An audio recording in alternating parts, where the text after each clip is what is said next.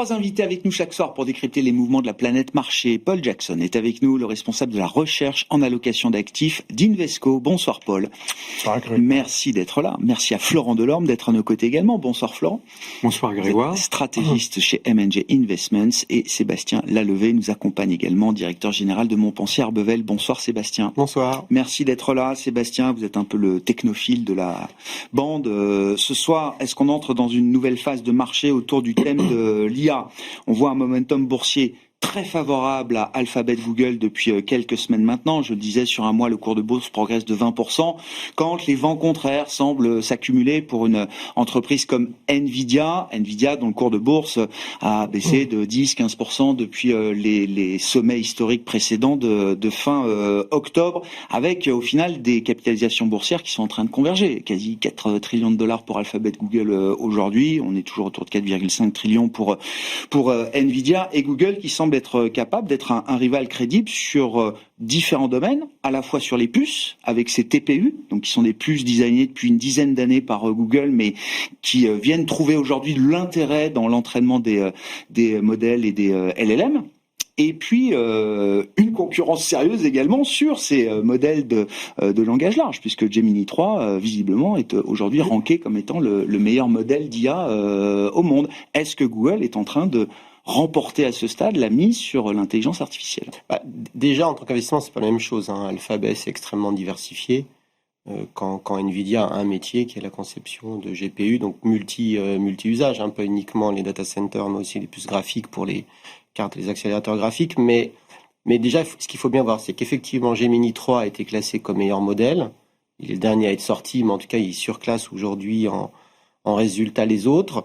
Il faut bien aussi repositionner le fait que Google, c'est dans l'IA, le patron de l'IA, c'est Demis Hassabis. Demis Hassabis, c'était DeepMind. C'est lui qui, en 2016, avec sa société, avait battu le meilleur joueur du monde de Go. C'est lui qui a eu le prix Nobel de chimie en 2024, parce que ça aussi, c'est Google avec AlphaFold qui a mis en open source 200 millions, je crois maintenant, de protéines. Enfin, la représentation de 3D de 200 millions de protéines, ce qui aurait pris des millions d'années à des doctorants pour le faire. Donc, ils viennent pas de nulle part. Ah non, non, mais c'est pour bien de le redire. C'est bien de le redire. Ils ne viennent vraiment pas de nulle part. Après, le vrai sujet, c'est est-ce que Nvidia était trop cher? Je crois que le PE 2027 de Nvidia, c'est 24,5 fois. Donc, 24,5 fois, c'est pas un multiple, c'est 39 fois 2026, c'est 24 fois 2027, parce que la croissance, la dernière publication de Nvidia il y a quelques jours, c'est pas très vieux, était très bonne, bien meilleure que prévu, et le PDG a dit que de toute façon, le carnet de commande était plein. Donc, d'une certaine façon, l'arrivée du TPU et de Google, en sachant que le TPU, ça arrive, c'est une puce spécialisée sur l'IA, c'est ça. Qu'elle était connue, que Amazon, je crois, développe la sienne, je crois qu'OpenAI développe aussi la sienne. Donc, en fait, le vrai sujet, c'est que tous ceux qui croyaient que Nvidia allait passer sa vie à monter ses marges et sa marge brute avec un FOMO généralisé sur ses GPU, c'était évidemment illusoire. La concurrence arrive, elle est là, même AMD est un concurrent.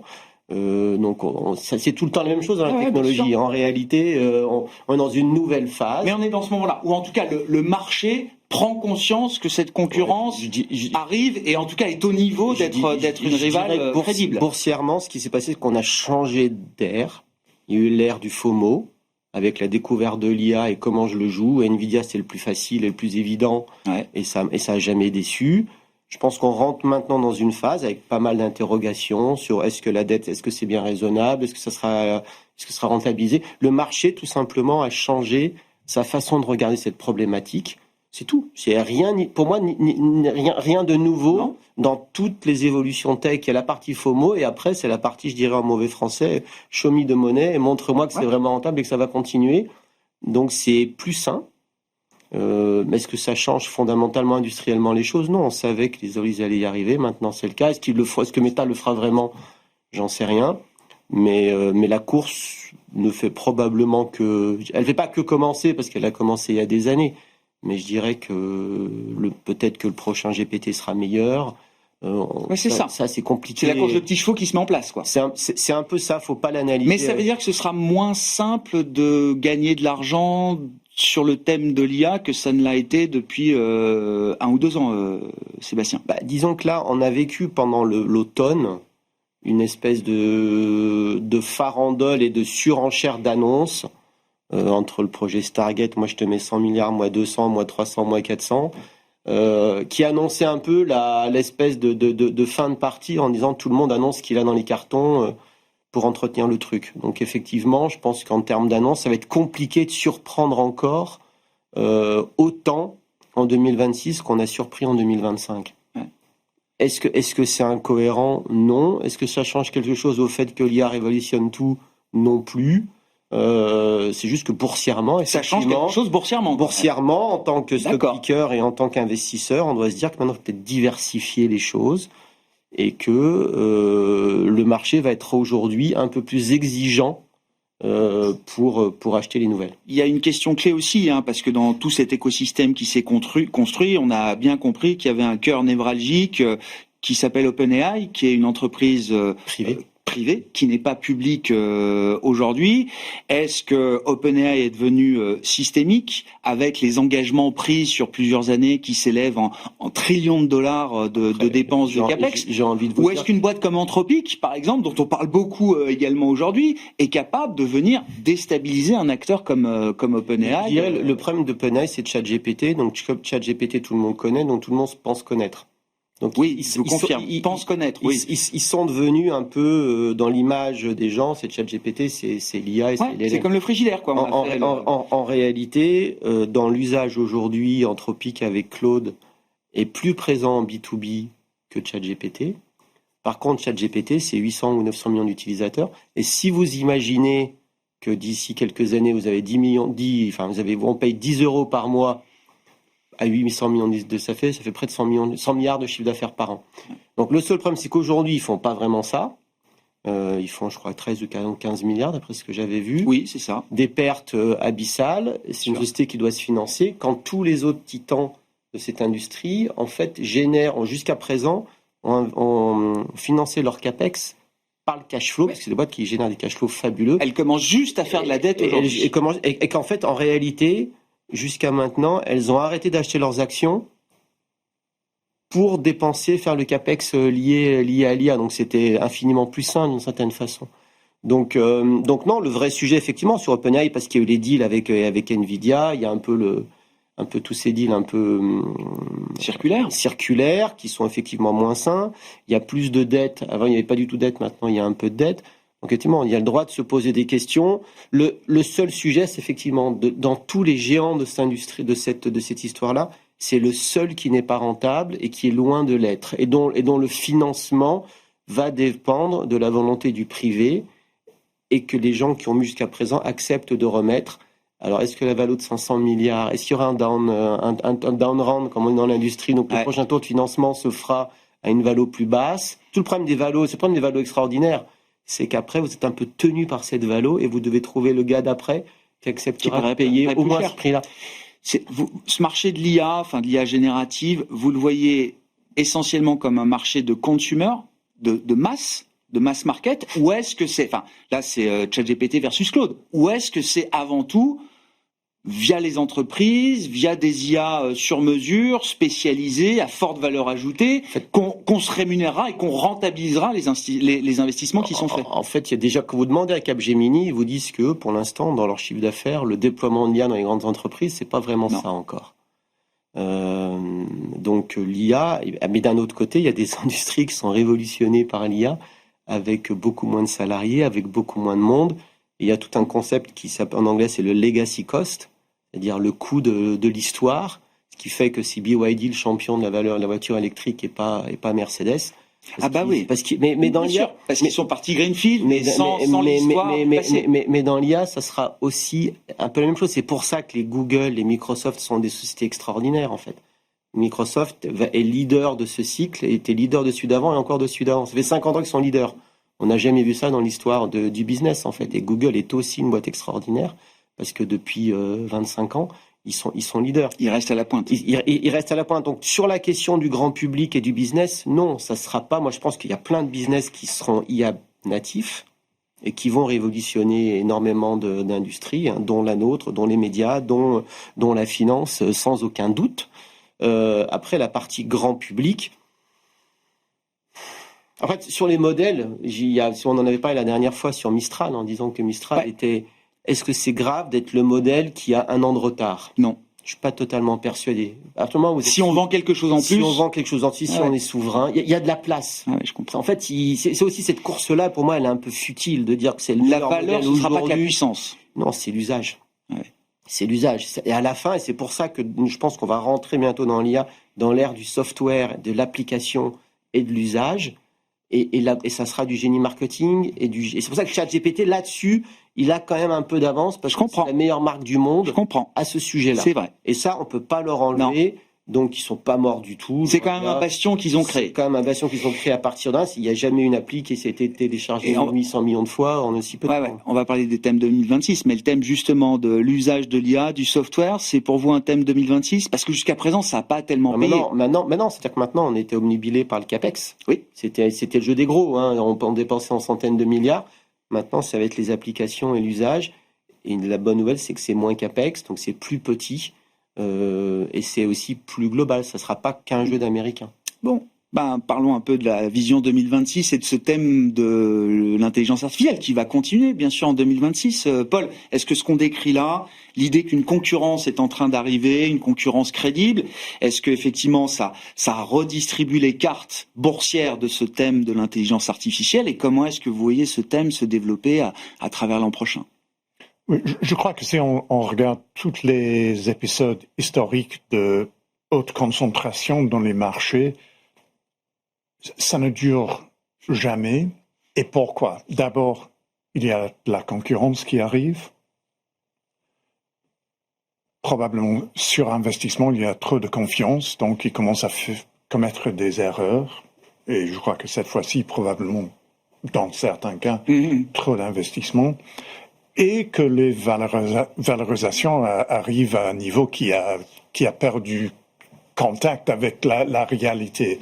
Donc, historiquement, c'est comme ça que ces périodes de concentration se terminent et se dispersent. Et je crois que dans le cas de IA, on aura besoin un de ces jours de voir que les bénéfices s'étale dans l'économie, que tout le reste commence à en bénéficier. Et c'est comme ça, historiquement, avec tous les nouveaux technologies.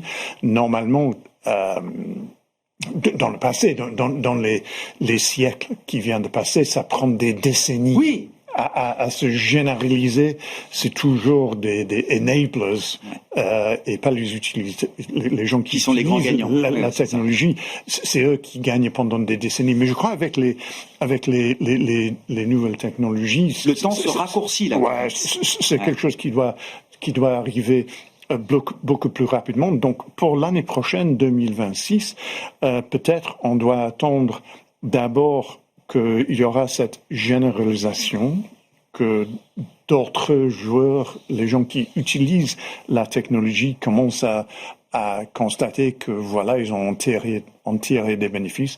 Sinon, il y a un vrai problème. Oui, sinon, si la technologie n'est pas validée d'une certaine manière. Là, on retombe dans le format métaverse, quoi. Et deuxième chose, en termes de généralisation, vous venez de discuter l'idée que, voilà, ça ne sera pas que NVIDIA. NVIDIA travaille dans un secteur que normalement est parmi les plus cycliques et où il y a la concurrence qui arrive à tous les coups. Une fois que les bénéfices sont hors des normes, voilà, il y a quelqu'un d'autre qui commet du capital et voilà, les bénéfices disparaissent. Donc, je crois qu'à l'intérieur des joueurs de l'IA, il doit y avoir un de ces jours, peut-être aujourd'hui et en 2026, cette diversification, mais une partage différente des bénéfices boursiers. Mais ça veut dire que ça va être un terrain d'investissement beaucoup plus large qu'il ne l'est aujourd'hui. Et ça veut dire aussi qu'on va voir apparaître quoi? des primes IA dans certains secteurs ou pour certaines entreprises, et puis il y aura des discounts pour des entreprises qui sont pas capables d'appréhender la technologie, de l'utiliser correctement. C'est comme ça qu'on va avoir dans des secteurs. Je ne sais pas s'il y aura des primes, mais quand même on doit témoigner l'impact sur les bénéfices. Ouais. S'il y a un impact en termes d'une prime de valorisation, peut-être oui, mais au moins un impact sur les bénéfices doit se présenter un de ces jours. Et à ce moment-là, oui, on peut dire que c'est plus que les boîtes comme Nvidia qui en tirent des bénéfices de cette technologie. Mais que c'est une diffusion beaucoup plus large au reste de l'économie. Comment vous regardez ce thème IA aujourd'hui chez M&G, Florent, et de quelle manière on a envie de rester exposé ou non à ce thème dans la perspective 2026, sachant effectivement que c'est un thème qui peut être un peu hot, un peu brûlant peut-être. C'est vrai que beaucoup de choses ont été dites sur cette thématique depuis quelques semaines. Tous les arguments sont passés en revue sur ce plateau et ailleurs. On a en même temps une liste exhaustive de ce qui est en faveur de la thématique IA et de ce qui ne l'est pas. Et c'est vrai qu'au sein de M&J, le clivage au sein de la gestion persiste, puisque une partie... Les comités de gestion sont fracturés autour du thème IA. Exactement, d'autant plus que nous sommes une maison...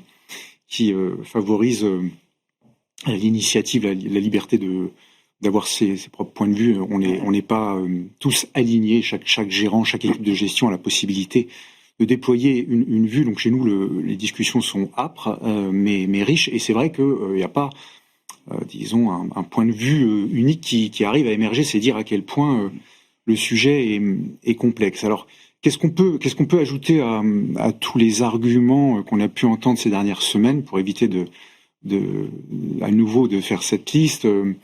Je dirais, en ce qui me concerne, que je suis plutôt du côté de nos gérants actions, qui sont ceux notamment ceux qui gèrent des portefeuilles américains, ont du mal à se détacher de cette thématique-là. Quand on est un gérant d'actions américaines, s'inscrire en faux contre la thématique IA, c'est un acte de gestion compliqué. Donc on trouve du côté de nos gérants d'actions américaines des gens qui défendent ce thème-là, et je me rattache assez à cette position, et notamment pour les arguments suivants qui viennent en plus de ce qu'on a pu entendre. Le premier, c'est que je suis pas sûr qu'on mesure à quel point la révolution technologique qui s'opère est rare et unique.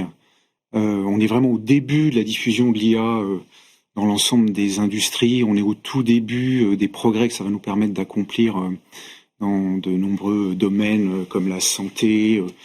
Et donc ça va bouleverser tellement en profondeur pendant les décennies qui viennent nos sociétés que ça paraît difficile de ne pas plonger dans la thématique avec enthousiasme. Et d'ailleurs, quand on écoute des gens comme Sam Altman, ils voient l'IA comme la solution à toutes les difficultés jusqu'au problème du réchauffement climatique. Quand on écoute les believers, voilà, ceux qui y croient, quand on va au bout du raisonnement, oui, tout ça est très vertigineux au final, quand même. C'est pas n'importe quel believers, là. Non, mais même d'autres, pas que Altman, qui prêche pour sa paroisse. Mais... Ah oui, non, mais... Mais il y a une vérité. On voit bien que la puissance de calcul combinée à cette intelligence va permettre d'aller extrêmement vite dans la recherche dans de nombreux domaines. Et donc évidemment que il faut investir massivement, et qu'on a cette séquence d'investissement parce que il y a un tel boulevard qu'on va pas être timoré. Et je comprends que les entreprises de ce secteur cherchent à investir et notamment en recherche fondamentale. Et c'est là où le marché a peut-être une vision un peu de court terme, en regardant la question des bénéfices qui seraient éventuellement entamés dans les prochaines années, ou les cash flows qui pourraient être réduits. On dit c'est gênant s'il y a un peu moins de bénéfices, un peu moins de cash flow. On reproche à Meta de faire un peu trop de recherche fondamentale. Mais en réalité, si cette révolution technologique vraiment unique dans l'histoire, c'est pas uniquement l'électricité au chemin de fer, si elle est telle que je la décris, peu importe que les cash flows soient réduits dans les prochaines années, qu'il y ait un peu moins de bénéfices, les PER monteront parce que l'ampleur des progrès à un horizon un peu plus long est telle qu'on peut faire le pari d'acheter même dans une séquence de bénéfices qui baisse un peu. Donc la première idée, c'est de dire qu'on est face à quelque chose d'exceptionnel et c'est pas juste un outil conversationnel avec lequel on peut s'amuser. La deuxième grande idée, à mon sens, c'est que quand j'entends les arguments des uns et des autres, souvent le dernier argument qui est présenté comme une sorte d'arrière-plan, une toile de fond, c'est la rivalité géopolitique entre la Chine, les États-Unis, voire éventuellement la Russie, même si sur l'intelligence artificielle ils sont un peu en retrait. Et je me demande si en réalité c'est pas le premier plan de cette affaire et non pas un arrière-plan. Le premier plan de cette affaire, c'est que ça arrive rarement dans l'histoire, là aussi, c'est le moment où une puissance dominante est sur le point ou prend le risque de perdre son hégémonie. Alors, la dernière fois, c'est quand le Royaume-Uni disparaît en tant que puissance dominante au profit des États-Unis. Les historiens datent ça de 14-18, donc on voit, ça arrive pas très souvent. Là, on voit bien qu'il se passe quelque chose sur le plan historique d'assez exceptionnel où la Chine est réellement en capacité de mettre à bas l'hégémonie américaine. Et donc, et on voit assez aisément aussi que ce combat de titans pour la domination mondiale, il se mène sur ce terrain-là, indéniablement, parce que tout en découle jusqu'aux applications militaires, dont on ne parle pas très souvent, mais il faut quand même dire un mot. La technologie militaire, la manière de faire la guerre est complètement redimensionnée actuellement par les drones et évidemment l'intelligence artificielle qu'il y a derrière. Enfin, le théâtre des opérations ukrainiens et l'occasion pour toutes les armées du monde de redéfinir complètement leur cadre d'action. Derrière tout ça, il y a l'intelligence artificielle, donc il ne faut pas s'étonner de voir Donald Trump et son administration déclarer que les États-Unis doivent demeurer le cœur de la planète intelligence artificielle. Donc c'est un enjeu de domination mondiale, et donc il y aura d'une manière ou d'une autre un soutien des pouvoirs publics, et notamment par la commande publique, par exemple. C'est pour ça que quand la CFO d'OpenAI fait une bourde en parlant de backstop gouvernemental, qu'elle est obligée de corriger, j'ai quand même du mal à croire qu'elle n'a pas fondamentalement raison, quoi. C'est-à-dire qu'une boîte aussi systémique qu'OpenAI, Sébastien, je veux dire, s'il y a demain un problème, c'est comme Lehman Brothers. On peut pas laisser tomber une boîte comme OpenAI aujourd'hui quand on est l'administration américaine, Trump en l'occurrence, face à DeepSeek et face à l'offensive chinoise sur ce terrain. Les Américains, ils ont l'embarras du choix parce qu'en fait. Donc on peut laisser tomber OpenAI, il y en a une autre derrière qui prend la place. C'est pas ça. C'est qu'en fait ce qu'elle a dit, c'est que notamment les Chinois sponsorisent l'énergie. Power is free. Ils sponsorisent l'énergie et c'est le gros bottleneck pour ça aujourd'hui. Donc l'énergie est sponsorisée en Chine et c'est un énorme avantage comparatif. Mais ça veut dire que c'est un appel de la CFO d'OpenAI en disant on aura besoin aussi de la puissance ma vision, publique. je suis tout à fait d'accord avec la souveraineté parce qu'en réalité, mais sauf que les Chinois ils ont DeepSeek et ils ont Alibaba, ils ont un ou deux acteurs. Les Américains en ont plein, on vient d'en parler. Donc en fait, OpenAI n'est pas systémique. Il est pas systémique. Enfin, moi je vois, mais il l'est boursièrement. En fait, il y a deux choses différentes. Oui, à chaque fois. Il y a les marchés financiers et ça, et la réalité industrielle qui fait que si OpenAI tombe, vous avez Google, vous avez pas la fin de l'IA aux États-Unis. Vous avez tout ça, et c'est pas la fin du tout. Il y a Claude, donc il y a d'autres gens. Donc c'est tout le talent de Sam Altman qui a réussi à se mettre au centre et ainsi de suite. Mais par contre, effectivement, boursièrement, ce serait une catastrophe. Après, sur la partie souveraineté, c'est vrai que Trump va pas rester au pouvoir pendant des années parce qu'il a atteint par l'âge, même lui.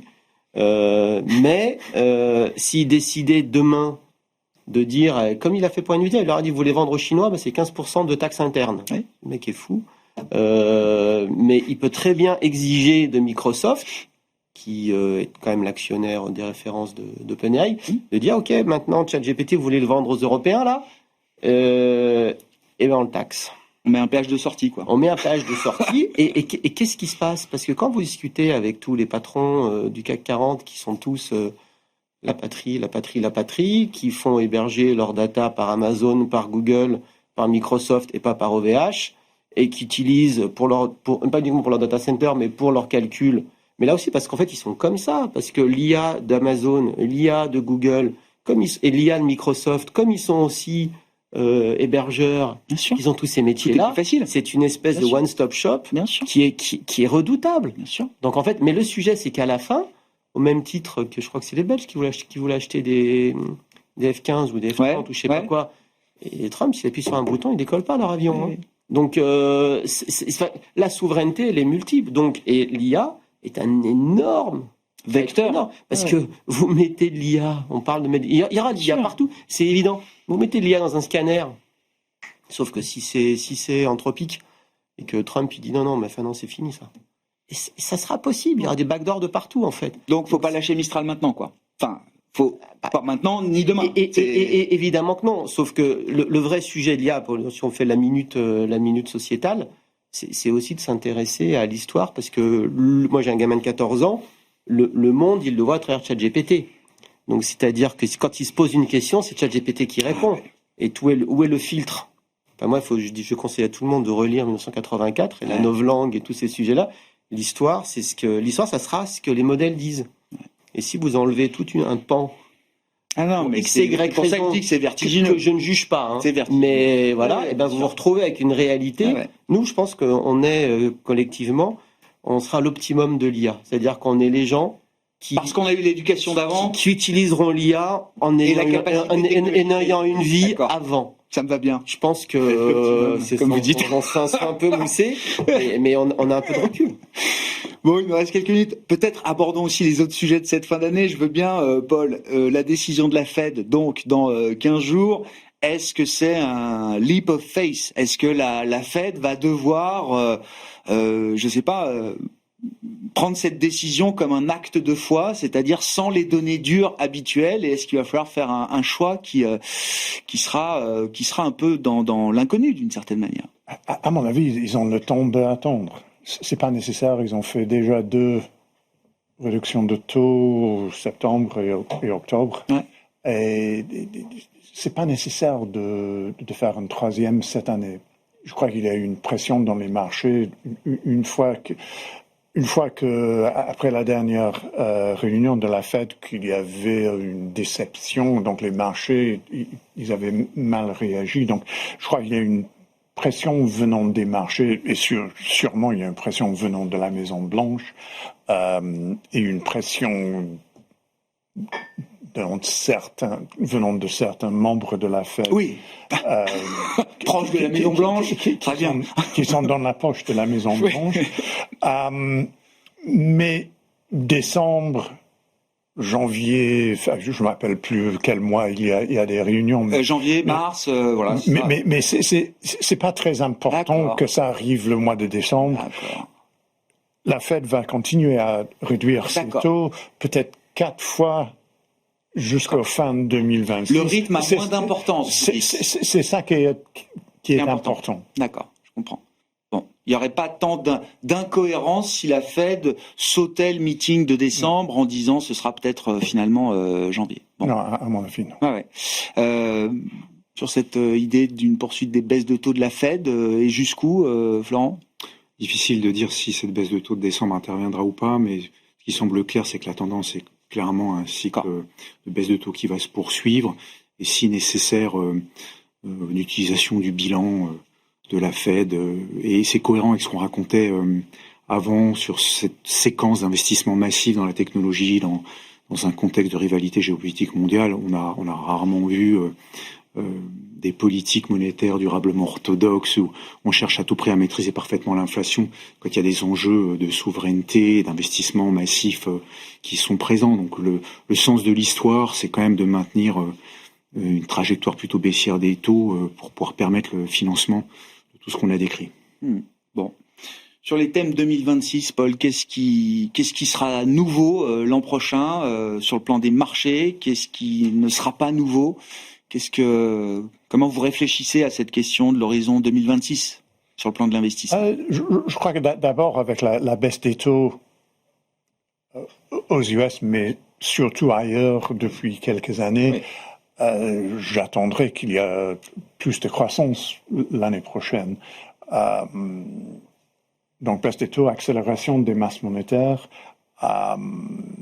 augmentation de salaire réel, pas énorme, mais il y a quand même une augmentation.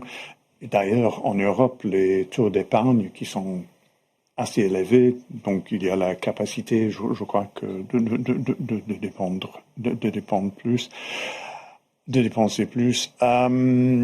Donc pour moi, il y aura une accélération. On n'a pas été en récession, que c'est une période de croissance mitigée, minimale, médiocre.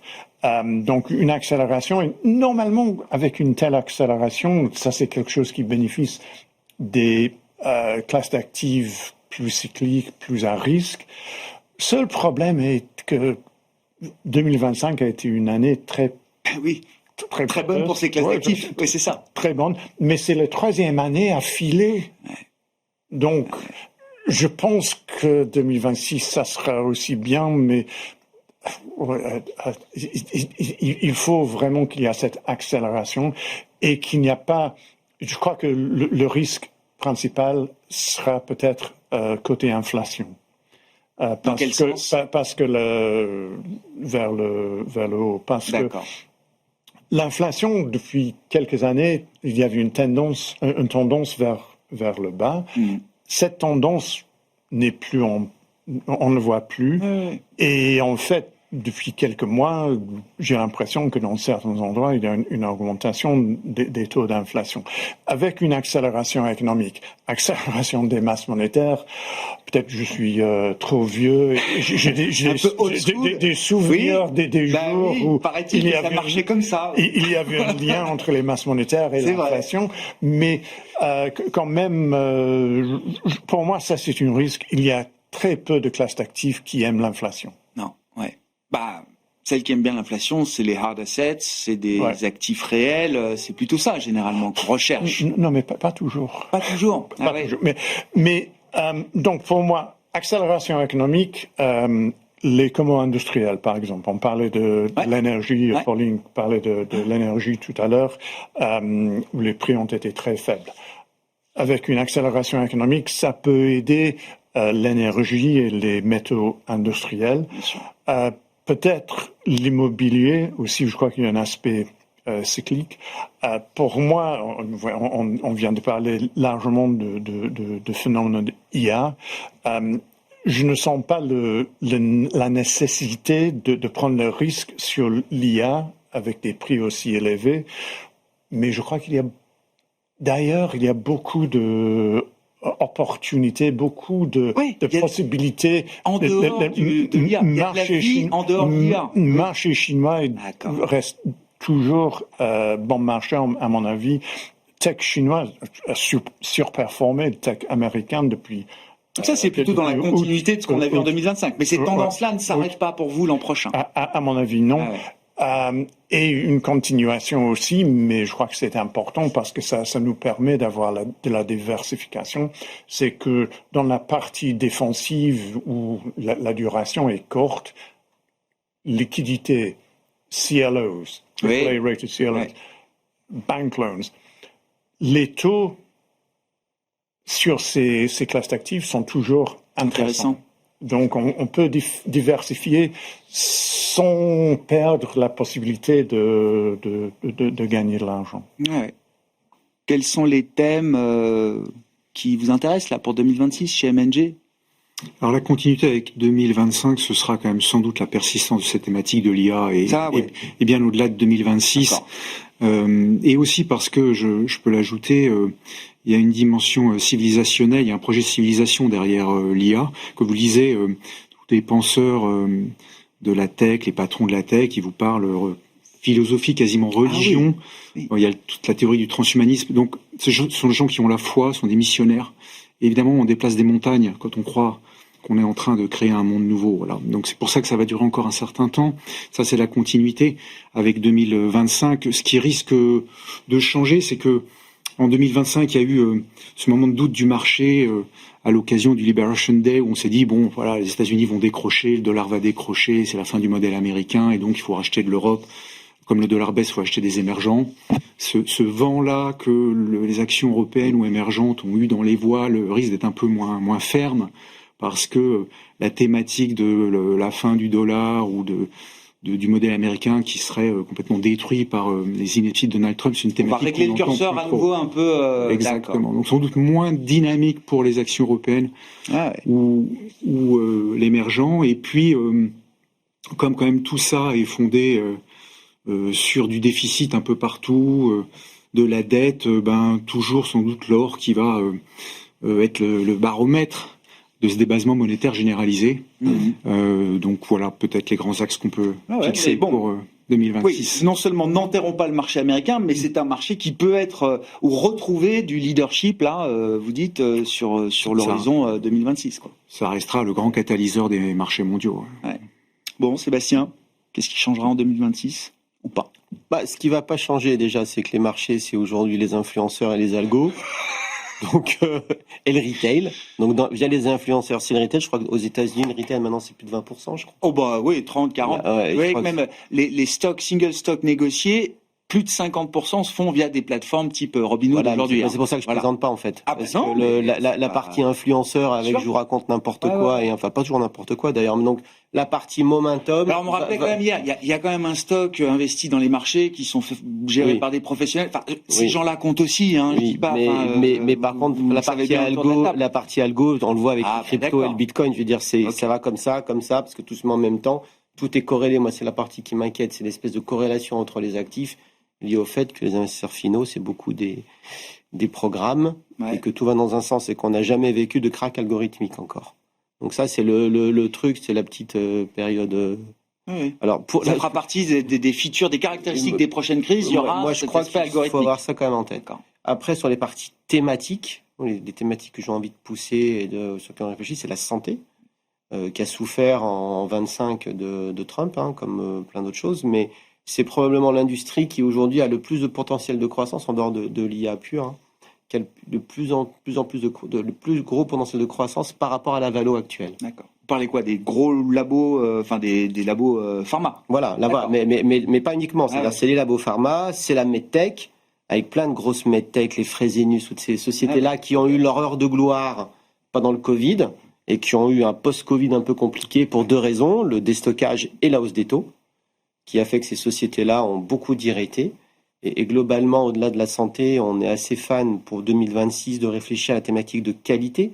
Vous l'avez précisé, ça fait 3 ans ou 4 ans que la qualité sous-performe assez massivement. Donc il y a eu un grand de-rating. Il y a toujours les taux qui sont plus bas. Et la réalité, c'est qu'on est quand même dans une géopolitique où on ne voit pas grand-chose.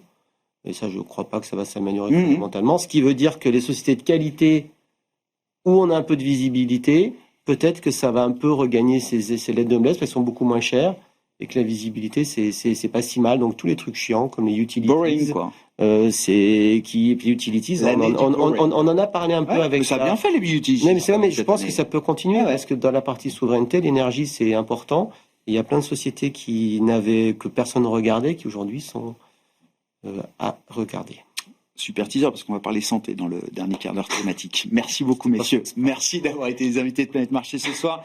Sébastien Lalvé, Montpensier Arbevel, Paul Jackson, Invesco, Florent Delorme, M&G Investments.